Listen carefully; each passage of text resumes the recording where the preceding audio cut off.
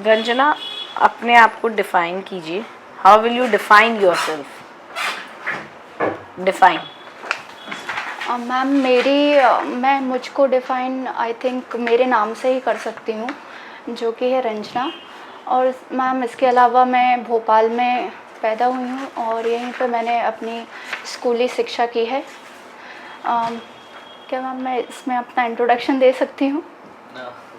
ये आपका कॉल है, आपको हाँ। डिफाइन करना है। अब आप जैसे करना चाहे डिफाइन आप कर दीजिए। मैम रंजना नाम का मतलब होता है मनोहर, डिलाइटफुल, जो किसी को अच्छा लगे, या प्लीजिंग पर्सनालिटी। तो मैम ये रंजना का मीनिंग है। और आपका नाम किसने रखा है, आपको पता है? मेरी मदर ने रखा है। ओके, तो उन्होंने क्या सोचा था? आपने कभी पूछा है कि मेरा नाम रंजना क्यों रखा? यस मैम, मैंने उनसे पूछा था। उनने एक नर्मदा पुराण में या पता नहीं कहाँ पर सुना था कि नर्मदा नदी का नाम रंजना होता है, तो उनने उस पर फिर मेरा नाम रंजना रखा। ओके। आप यहीं भोपाल से ही कंप्लीट एजुकेशन हुआ है आपका? मैम 12th तक मैंने भोपाल से ही अपना एजुकेशन किया है। इसके बाद मैंने अपना कॉलेज IHM न्यू दिल्ली से किया हुआ है, होटल मैनेजमेंट में। तो आपने होटल मैनेजमेंट में कुछ भी वर्क एक्सपीरियंस नहीं लिया? मैम मैंने 6 महीने ओबेरॉय होटल ग्रुप में वर्क किया था, ग्रुप रिजर्वेशन में। बट मैम जब मैंने काम किया तो मुझे उसमें इंटरेस्ट इतना फील हुआ नहीं, और सिविल सर्विसेज में मैम मुझे शुरू से आना था, तो इसलिए फिर मैंने उसको क्विट करके इसकी तैयारी शुरू से एज इन स्कूल टाइम से ही आपकी इच्छा थी इधर आने की? यस मैम, मेरा 12th के बाद से ही था। तो फिर आपको पब्लिक एडमिनिस्ट्रेशन जो जनरली बोला जाता है उस फील्ड में कुछ आपको ग्रेजुएशन करना था, तो फिर आप होटल मैनेजमेंट में क्यों गई? मैम मुझे उस टाइम पे सीनियर्स ने सजेस्ट किया कि होटल मैनेजमेंट और ये ब्रांच एक अच्छी बूमिंग सेक्टर है और इसमें जॉब अपॉर्चुनिटीज़ अच्छी हैं। तो मैम मैंने सोचा कि एक प्रोफेशनल कोर्स करना अच्छा रहता है, अगर by chance. Basically job opportunity आपका पर्सपेक्टिव था इस फील्ड में जाने के लिए? Yes ma'am. Okay, civil services में आने का क्या कारण, क्यों मन है आपका आने का? मैम सबसे पहला कारण तो था कि ये मेरे फादर का ड्रीम था, और दूसरा मैम कि जितना यहाँ पे मैम वर्क की डाइवर्सिटी होती है और हम मैम ग्राउंड लेवल पर जो इम्प्लीमेंटेशन या कुछ भी डिफरेंस क्रिएट कर सकते हैं वो किसी और जॉब में नहीं होता है। मैम इसके अलावा मुझे लगता है कि मेरे करियर ग्रोथ और पर्सनल ग्रोथ में भी मैम ये काफ़ी हेल्प करेगा। कैसे? मैम मैं पर्सनल ग्रोथ में कैसे, सबसे मेन तो ये बताइए। मैम जब हम अलग अलग लोगों से मिलेंगे, उनकी प्रॉब्लम्स देखेंगे और मैम सीखेंगे कि चीज़ें कैसे काम करती हैं, तो मैम मुझे, और टीम में भी कैसे काम किया जाता है अपने सबऑर्डिनेट्स के साथ, अपने सुपीरियर्स के साथ, तो मैम इसमें लगता है कि मुझे मेरे अंदर भी क्वालिटीज़ डेवलप होंगी। मान लीजिए आप बीइंग अ गर्ल, आप किसी ऐसी सिचुएशन में हो, रात का टाइम है, आपके आसपास सब सिर्फ मेल ही है स्टाफ आपका, और आपको ही नई जगह पे आपको कुछ प्रोजेक्ट दिया हुआ है जो आपको पूरा हैंडल करना है। सिचुएशन ही ऐसी कि अनअवॉइडेबल है, तो आप कर पाओगी उसको? और कर पाओगी तो कैसे हैंडल करोगी? यस मैम, मैं कर पाऊँगी। मैम इसके लिए मैं अपने जो कलीग्स हैं उनसे मैम अच्छा रिलेशन और मैम कम्युनिकेशन इस्टेब्लिश करूँगी, ताकि मैं उनको ट्रस्ट कर पाऊँ। मैम इसके अलावा मेरा जो भी लोकेशन का अपडेट होगा या जिस पे भी मैं प्रोजेक्ट पे काम कर रही हूँ, मैम उसकी जानकारी मैं अपने किसी फैमिली मेम्बर को और मतलब टाइम टू टाइम अपडेट देती रहूँगी। मतलब आप पैनिक ही तो नहीं होगी कि यार मैं पहली बार हूँ ऐसे अकेले किसी जगह पे, कैसे हैंडल करूँगी, आसपास तो सब मेल ही है, तो वो कहीं आपके वर्क इम्पैक्ट पे तो नहीं इन्फ्लुएंस करेगा कि आपका परफॉर्मेंस उसमें डिग्रेड हो जाए? नहीं मैम, मुझे नहीं लगता। मैम जो लोग मेरे साथ काम कर रहे हैं मैम, मुझे लगता है वो भी एजुकेटेड होंगे, और मैम मुझे लगता है कि मैं उन पे ट्रस्ट कर सकती हूँ और सेफ फील कर सकती हूँ। ओके। आप न्यूज़पेपर पढ़ती हैं? Yes ma'am. आज सुबह पढ़ा था? Yes ma'am. कोई भी न्यूज़ बता सकती क्या पढ़े हो आज? मैम आज की न्यूज़ में था कि कांग्रेस ने अपना इलेक्शन मैनिफेस्टो जारी किया है, और मैम एक और न्यूज़ थी जिसमें भोजशाला का जो सर्वे हो रहा है मैम, उसमें एक पिटिशनर थे, वो चाह रहे थे कि वो भी उस सर्वे टीम में इंक्लूड हो जाए, जिसको डिनाई कर दिया है हाई कोर्ट ने। भोजशाला का इतना बड़ा ये काम पड़ रहा है, रेगुलर बेसिस पे एक हेडलाइन बन रही है, तो क्यों बन रहा है ये मैटर? मैम एक्चुअली जो भोजशाला है वो राजा भोज ने एक लाइब्रेरी की तरह इस्टेब्लिश किया था, और वहाँ पे सरस्वती टेम्पल भी था मैम। जिसके बाद धार में जब मुस्लिम रूलर्स आए तो उनने उसकी जगह पे मस्जिद कंस्ट्रक्ट कर दी, तो फिर वहाँ पे मस्जिद में नमाज़ पढ़ी जाने लगी। तो हिंदू पक्ष जो है उसका कहना है कि ये हमारी जगह है या हमें भी यहाँ पे राइट है वर्शिप करने का, तो मैम उसी के लिए ये किया जा रहा है। कौन सर्वे कर रहा है वहाँ पे? मैम जो आर्कियोलॉजिकल सर्वे ऑफ इंडिया की टीम। कोई और जाकर नहीं कर सकता है वहाँ पे? मैम मुझे जहाँ तक जानकारी है तो मैम जो आर्कियोलॉजिकल सर्वे ऑफ इंडिया है मैम, वो साइंटिफिक टीम है, वो इसीलिए चुनाव किया जाता है ताकि वो जो हिस्टोरिकल मॉन्यूमेंट है मैम, वो उनमें एक्सपर्ट होते हैं। तो उनकी जगह अगर कोई और टीम को हम वहाँ पे अलाउड है या नहीं है वर्क करना, ये पूरा एक्सकेवेट करना, पुरानी चीज़ें जाना, एएसआई के अलावा कोई और कर सकता है कि नहीं? मैम मुझे एग्जैक्टली नहीं पता है, पर मैम मुझे नहीं लगता कि किसी और को अलाउड है। ठीक है। Ranjana, yes sir. आपने नर्मदा पुराण की बात की, तो पुराण का मतलब क्या होता है?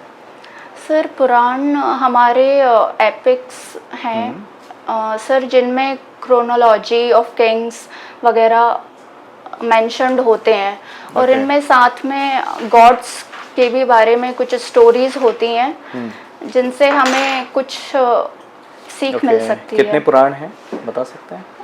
सर मैं गैस करना चाहूँगी, शायद 18 पुराण हैं। 18 पुराण हैं। अच्छा, उपनिषद कितने हैं? 108 अभी 108। पता है। तो उपनिषद और पुराणों में क्या अंतर होगा फिर? सर जो उपनिषद थे वो वेदांत हैं, मतलब जो वैदिक लिटरेचर थी उनका कंक्लूडिंग पार्ट है, और उनमें फिलॉसफी होती है वेदास की। अच्छा, वेदास की फिलॉसफी है। ओके। Yes, और ब्राह्मण ग्रंथ होते हैं, है ना? ब्राह्मण Yes. ग्रंथ क्या होते हैं? सर ब्राह्मण जो एक्सप्लेनेटरी पार्ट हैं, जो ऋग्वेद है, यजुर्वेद है, उनका एक्सप्लेनेटरी पार्ट है, जिनमें सेक्रीफाइसेस और ये सब डिटेल्स में दिए गए हैं। ओके, ठीक। एक तरफ हम कहते हैं कि जो ज्ञान है वो वेदों में है, ठीक, और दूसरी तरफ अथर्ववेद में कुछ ऐसी चीज़ें लिखी हुई हैं जिससे हमें लगता है कि यार ये तो गलत है। अथर्ववेद कहता है कि भाई स्त्रियों के जन्म की निंदा की जानी चाहिए। तो एक तरफ हम कह रहे हैं कि वेद ही ज्ञान के स्रोत हैं, और दूसरी तरफ अथर्ववेद में ही कुछ ऐसी बातें लिखी हुई हैं। तो आपको नहीं लगता फिर वेदों को ज्ञान का स्रोत नहीं माना जाना चाहिए? इसके पीछे क्या है, कारण है? सर मुझे लगता है कि किसी भी टेक्स्ट में या किसी भी कंपोजिशन में कुछ चीज़ें अच्छी हो सकती हैं और कुछ चीज़ें जिन पे थोड़ा ऑब्जेक्शन हो सकता है, और सर उस टाइम का, उस समाज का वो रिफ्लेक्शन था, वो जो सोच रही होगी लेटर वैदिक पीरियड की, जब विमेन का। वेदों को कब लिखा गया है? सर ये ऋग्वैदिक टाइम पे लिखा गया है, 1500 लिखा गया है क्या? वेदों को तो हम कहते हैं श्रुति ग्रंथ है। हाँ सर, एक्चुअली ये पास डाउन किया गया है ओरल ट्रेडिशन से, श्रुति के द्वारा। अच्छा, फिर लिखा कब गया? सर लिखा नहीं है एक्चुअली, उनको कंपाइल किया गया है। कंपाइल किया गया है, मतलब पहले लिख चुके थे सर? लिखने उनको सर जो पास किया गया है उसके बाद में उनको जो पाम लीव्स होती थी उन पर फिर बाद में लिखा गया था। अच्छा, ठीक। आपके पिताजी का नाम है बिहारी लाल पटेल। बिहारी जी कौन थे? सर बिहारी जी एक कवि थे जो ग्वालियर से बिलोंग करते थे, और ये रीति काल के कवि थे। ठीक। भोपाल है ना, भोपाल से ऐसे कोई 2 पर्सनालिटी बता दीजिए जिनका स्वतंत्रता संग्राम में योगदान रहा हो। सर एक तो शंकर दयाल शर्मा जी हैं। अच्छा। जो हमारे फर्स्ट सीएम भी रहे हैं भोपाल स्टेट के, और प्रेसिडेंट रहे हैं, वाइस प्रेसिडेंट रहे हैं। और दूसरे मैं अभी याद नहीं कर पा रही हूँ, सॉरी। अच्छा, वारिश मोहम्मद खान, इनको जानते हैं? वारिश मोहम्मद खान, इनका रोल कब रहा है? सॉरी सर, मैंने नहीं सुना है इनके बारे में। ठीक। भोपाल की पहली है ना महिला शासिका कौन थी? सर सबसे पहली महिला शासिका सर भोपाल। जहाँ तक मैं याद कर पा जी। रही हूँ रानी कमलापति थी। हम्म। उनके बाद में जब भोपाल डायनेस्टी आई जी। तो उसमें कुदसिया बेगम थी। कुदशिया बेगम, ठीक है। इन बेगमों में अगर हम देखें, है ना, तो इसमें एक बेगम हुई हैं जिनके बारे में जानना चाहूँगा। उन्होंने कहा है कि भाई मैं भोपाल की जनता से माफ़ी मांगती हूँ, है ना, यदि मैंने किसी ऐसे सब्जेक्ट में काम ना किया हो, है ना, मैंने पूरी कोशिश की है, जहाँ तक मैं न्याय कर सकती थी मैंने न्याय किया। तो ये किसने कहा है? सर मुझे इसकी जानकारी तो नहीं है, हाँ। पर सिकंदर जहां बेगम ने काफ़ी डिपार्टमेंट्स में अच्छे रिफॉर्म लाए थे। अच्छा, नहीं, एक बार और सोच के बताइए, एक बार और सोच के बताइए। सर और जो 1857 का रिवोल्ट था वो भी सिकंदर जहां बेगम के टाइम पे हुआ था। तो सर वैसे मुझे इसके चलिए। बारे में जानकारी नहीं है। ठीक है, लास्ट क्वेश्चन है ना। आपने कहा कि हम सिविल सेवा में आना चाहते हैं, मैम ने कहा क्यों आना चाहते हैं, आपने कहा कि भाई जॉब सिक्योरिटी, है ना, ठीक है। Yes sir. सोशल वर्क ऐसा कुछ था नहीं क्या आपका, कि हमें समाज सेवा करनी है इसलिए हम सिविल सेवा की तरफ आए, ऐसा कुछ नहीं है कि आपका ध्येय? सर मैं अच्छे से तो नहीं रिकॉल कर पा रही हूँ, पर मैंने शायद ये पॉइंट कहा था कि सर जो अलग अलग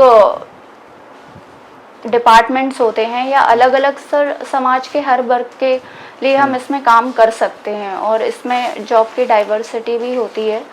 तो सर वो भी कहीं ना कहीं ऑब्वियसली सर वो भी मोटिवेटर रहा है। अच्छा, ठीक। एक चीज़ बता दी, समिति बनती है, समिति और ट्रस्ट बनता है, दोनों में क्या डिफरेंस होता है? सर ये किस रेफरेंस में? एनजीओस के टाइप्स होते हैं, समिति है, ट्रस्ट है ना, तो दोनों में डिफरेंस क्या होता है? अभी राम मंदिर ट्रस्ट बनाया गया, ठीक, तो राम मंदिर समिति कह देते हैं उसको, पर हमने तो कहा राम मंदिर ट्रस्ट। तो यहाँ पर ट्रस्ट और समिति में क्या डिफरेंस है? सर जहाँ तक मेरी जानकारी है ट्रस्ट में सर एक कह सकते हैं हम कि जो एक फैमिली लाइन होती है, एक फैमिली के जो मेंबर्स होते हैं या नहीं, उनके। थोड़ा सा और 2 मिनट आप लेना चाहें तब ले लीजिए। सर इसके बारे में जानकारी नहीं है। ओके। सर कमीशंस जो होती हैं सर वो तो गवर्नमेंट के द्वारा फॉर्म की नहीं, जाती हम तो हैं। ट्रस्ट और समिति की बात कर रहे हैं। सर इसके बारे में जानकारी नहीं है, सॉरी।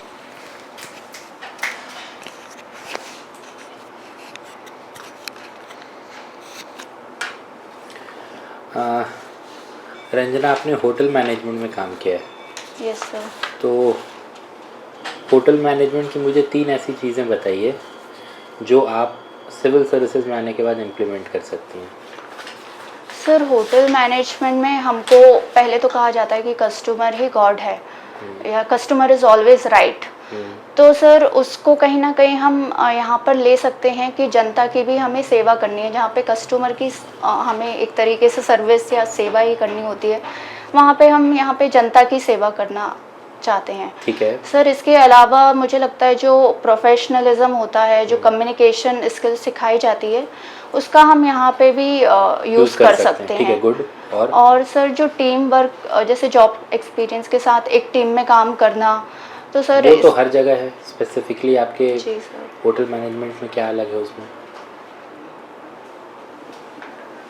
ये 2 पॉइंट तो आपके टेक है। Third point? सर जैसे होटल मैनेजमेंट में सर इनोवेशन या new creative ideas branding marketing के लिए हम यूज़ करते हैं। कहीं ना कहीं सर यहाँ भी हम उनको यूज़ करके प्रॉफिटेबल बना सकते हैं सर इस चीज़ को। प्रॉफिटेबल हम बनाना चाहते हैं क्या? सर प्रॉफिटेबल बनाना चाहते हैं ताकि सर हम और रेवेन्यू अर्न करके और वेलफेयर स्कीम्स या इन सब में उसको कंट्रीब्यूट कर तो सकें। आप प्रॉफिट किस चीज़ से कमाना चाह रही है? सर प्रॉफिट जैसे इन कंटेक्स्ट ऑफ व्हाट? जैसे सर अगर कोई भी प्रोजेक्ट है और उसके लिए फंड्स इकट्ठे करने हैं या फिर टूरिज़्म ही हो गया, तो उसके लिए हम उसकी जैसे भी मार्केटिंग करेंगे तो सर उसमें जो आएगा रेवेन्यू सर इसको फिर हम डाइवर्ट कर सकते हैं या उसी एरिया के या उसी साइट को और अच्छे से डेवलप कर सकते हैं। ठीक है। मुझे बताइए रंजना, आर्टिकल 44 क्या है? सर आर्टिकल 44 यूज़ जो यूसीसी के CC सॉरी हाँ यूसीसी क्या है? यूनिफॉर्म सिविल कोड के बारे में है करेक्ट। सर, जिसमें मतलब यूनिफॉर्म लॉज होने चाहिए, civil laws related to marriage, divorce and inheritance of property. तो आपको क्या लगता है इंडिया में होने चाहिए? यस सर, मुझे लगता मुझे है। 2 पॉइंट्स बताइए, होने चाहिए तो क्यों होने चाहिए, और नहीं होने चाहिए तो क्यों नहीं होने चाहिए? सर होने चाहिए इसीलिए क्योंकि सर जैसे हम देखते हैं कि ये बायस्ड होते हैं कहीं ना कहीं मेल की तरफ जो भी हैं, और फीमेल्स इसमें काफ़ी आई थिंक उनको डिसएडवांटेज रहता है। तो सर इसके लिए ये होना चाहिए। और दूसरा रीज़न? और सर यही है कि उनको अपने राइट्स मिलेंगे। और सर जब एक यूनिफॉर्म कोड होगा तो सर मुझे लगता है कि इसको इम्प्लीमेंट करने में भी और पर इंडिया एफिशिएंसी एक आएगी। मल्टी कल्चरल, मल्टी एथनिक है ना सोसाइटी है, जी यूनिटी सर। इन डाइवर्सिटी हमारा टैगलाइन है। तो जहाँ इतनी मल्टीपल कल्चर्स एग्जिस्ट कर रहे हैं, उसको एक सिंगल कोड में सबको लाना किस हद तक सही है आपके हिसाब से? सर मुझे लगता है कि सर जैसे डाइवर्सिटी है तो वो सर कल्चरल या रिलीजियस डाइवर्सिटी सर वो पर्सनल मैटर हो सकता है। और जो सिविल लॉज हैं वो मुझे नहीं लगता कि पर्सनल मैटर हैं, वो आई थिंक कॉमन हो सकते हैं सबके हिंदू लिए। कोड बिल के बारे में सुना था आपने? सर मैंने सुना हुआ है पर इतना डिटेल में स्टडी नहीं की पता आपको, कोई बात नहीं। सीए आपने सुना है? Yes sir. अभी बहुत Yes, न्यूज़ sir. में है। क्या है सीए? सर इसमें जो बांग्लादेश, पाकिस्तान और अफ़गानिस्तान में जो माइनॉरिटीज़ हैं उनके साथ अगर कुछ धर्म के संबंध में अगर उन पे कोई उत्पीड़न हुआ है, और जो हमारे यहाँ पे 2014 से पहले से रह रहे हैं तो उनको इसमें सिटीजनशिप दी जा रही है। 6 किनको? धर्मों को इंक्लूड किया गया है इसमें, हिंदू, जैन, सिख, ईसाई, बौद्ध और पारसी। उनको सिटीजनशिप दे रहे हैं, हाँ। बट हम कुछ 1-2 पर्टिकुलर सेक्ट को हमने इंक्लूड नहीं किया है। Yes sir. आपका क्या ओपिनियन है इस पे? सर ये सही है ऐसा करना? सर जैसे जहाँ से जिन कंट्रीज़ की हम बात कर रहे हैं सर, वहाँ पे ज्यूस का तो नहीं कह सकते, पर सर जो दूसरी माइनॉरिटी है वो वहाँ पे मेजॉरिटी में है। तो मतलब ऐसा बिलीव किया जाता है कि वहाँ पे उनका अच्छा ट्रीटमेंट हो रहा होगा। पर सर मुझे लगता है कि इसमें श्रीलंका में जो तमिल्स हैं उनको भी इंक्लूड किया जाना चाहिए था। ओके। और तीसरी चीज़ आप मुझे बताइए, फार्म लॉज अभी आए, अभी फिर से बहुत इस पे फार्मर्स ने प्रोटेस्ट करने की कोशिश की। तो फार्म लॉज को आप किस तरीके से देखती हैं? क्या फार्म लॉज हैं? सर फार्म लॉज जो एमएसपी के लिए वो चाह रहे हैं कि लीगल होना चाहिए एमएसपी, और उनके जो लोन्स थे उनको माफ़ कर दिया जाए। और भी सर कुछ आई थिंक मिनिमम पे भी वो लोग मांग रहे थे। तो सर मुझे लगता है कि सर एमएसपी को लीगल वैसे किया जाना चाहिए, क्योंकि फार्मर्स की कंडीशन काफ़ी पुअर है और बहुत ही अनसर्टेनिटी होती है फार्मिंग में। तो मुझे लगता है कि गवर्नमेंट ने जो ये 3 फार्म लॉज लाए थे, इनके बारे में मैं पूछ रहा हूँ कि आपके हिसाब से ये 3 फार्म लॉज कितने जस्टिफाइड थे अभी के प्रेजेंट एग्रीकल्चर सिनेरियो को देखते हुए इंडिया में? सर आपको पता है फार्म लॉज के बारे में जो 3 आए थे? एक था कॉन्ट्रैक्ट फार्मिंग के ऊपर था, ठीक है, और एक सर जो इसेंशियल कमोडिटीज़ से रिलेटेड था। हाँ। और सर एक मैं अभी याद नहीं कर पा रही हूँ। कोई बात नहीं। तो ये जो तीनों फार्म लॉज थे, ये इन तीनों फार्म लॉज पे आपका क्या ओपिनियन है? ये किस हद तक सही थे या गलत थे सर? जो फार्मर इतना प्रोटेस्ट कर रहे थे इनके अगेंस्ट में। सर गवर्नमेंट ने तो सर उनके बेनिफिट के लिए ही बनाया था, पर सर कहीं ना कहीं उनमें कुछ खामियां थी सर, जिससे किसानों को थोड़ा डर था। उनको लगा था कि एमएसपी पे फिर प्रोक्योरमेंट नहीं होगा। और अभी जो एमएसपी पे प्रोक्योरमेंट हो रहा है? सर वैसे अभी 2 क्रॉप्स का ही लार्जली एमएसपी पे प्रोक्योर अभी एक रिसेंट रिपोर्ट आई है जिसमें ये सामने आया है कि only 6% of the farmers in India are getting MSP, और 6% तो अभी ऑलरेडी मिल ही रहा है। तो ये 3 फार्म लॉस किस तरह से उनको और डरा रहे थे फार्मर्स को, क्या कारण था? सर उनको लग रहा था कि जो कॉन्ट्रैक्ट में जो बिजनेस वाले होंगे वो फिर अपने ही टर्म्स पर, अपनी कंडीशंस पर उनसे प्रोक्योर करेंगे और उनको उसका सही रेट नहीं मिल पाएगा। और सर कुछ मंडीज से भी उनका भी इशू था, उनकी ऑटोनॉमी कहीं ना कहीं इसमें जा रही थी, तो सर इसलिए वो भी प्रोटेस्ट कर रहे थे। ओके सर इसके अलावा मुझे और इसमें डिटेल में पढ़ना होगा। ठीक है, thank you. Thank you sir. Thank you ma'am.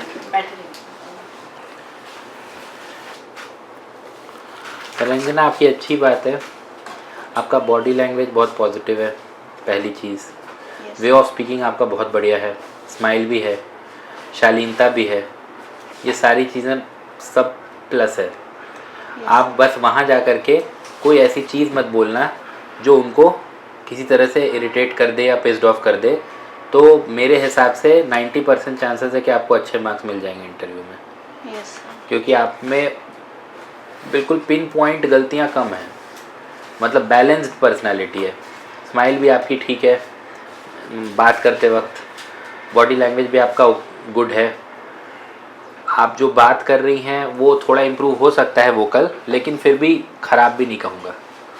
Sir वही मेरा इंग्लिश मीडियम है तो सर मैं इतना हिंदी में मतलब मेरा खुद इंग्लिश उसको नेविगेट कर नहीं पा रही हूँ। उसका उपाय ये है कि आपको नेविगेट करने की ज़रूरत ही नहीं है।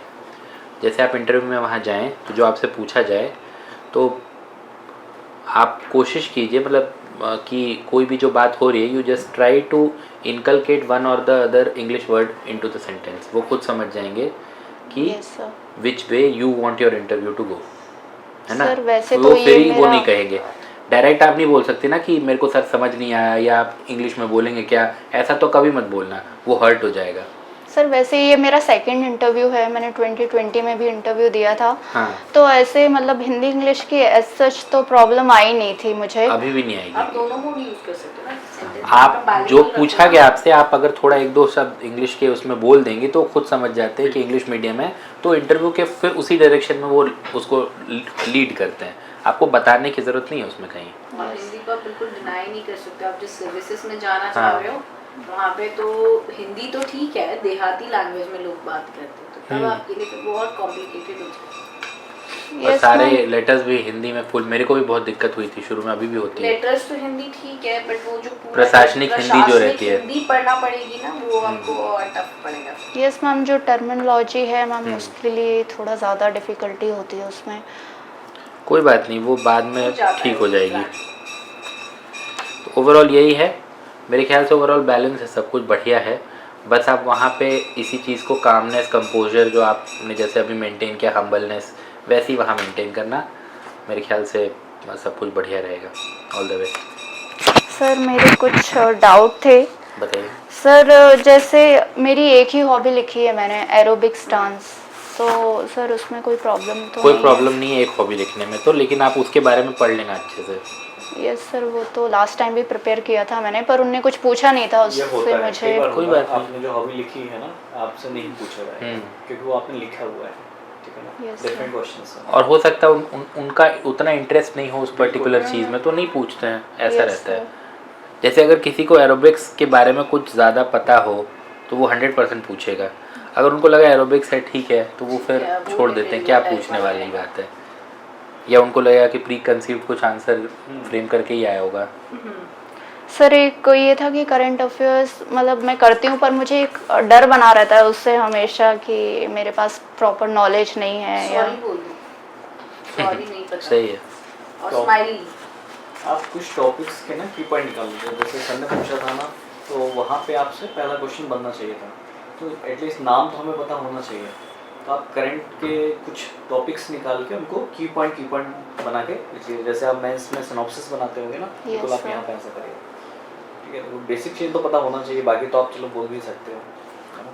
और कुछ क्वेश्चंस में आप थोड़ा लेंथी जाके फिर सॉरी बोलते हो, ठीक है ना, उसमें आप फंस जाएंगे। तो आपको लगता है कि नहीं आता है तो आप तुरंत सॉरी बोल दीजिए, ठीक है ना, Yes, क्वेश्चन sir. पे क्वेश्चन नहीं होंगे। जी सर, और एक इसमें जो लास्ट कॉलम होता है उसमें रहता है कि ऐसा कुछ मेंशन करें जिससे आपके सिलेक्शन में, तो सर ऐसा तो मैंने कुछ किया नहीं है एक्स्ट्रा ऑर्डिनरी, पर एक भारत पर्व होता है सर दिल्ली में, तो उसमें मैंने पार्ट लिया था Performance 1 किया, साल। perform यस किया सर, मैंने हमारा क्वायर ग्रुप था तो वहाँ पे हम सॉन्ग्स जो पेट्रियोटिक सॉन्ग्स थे वो गाए थे, और हमारे कॉलेज वालों ने नुक्कड़ नाटक भी किया था, और हमारे जो IHM है उसका स्टॉल लगता था वहाँ पे, तो उसको सर मेंशन कर सकते हैं क्या? कर सकते हो। इंस्टॉल में जो आपने रखा होगा चीज़ों को, है ना, वो पूछेंगे फिर क्या किया था उसमें, नुक्कड़ नाटक में उसका बेस क्या था, किस पर आधारित था, तो वो मेरे हिसाब से किया जा सकता है हमेशा। फिर वो नुक्कड़ नाटक के बारे में भी फिर आपसे हाँ, पूछ पढ़ सकते हैं, लेना तो आप। फिर उस पे भी आपको इन डेप्थ नॉलेज होना चाहिए। मैम जैसे मेरा तो नुक्कड़ नाटक में नहीं था, मैंने तो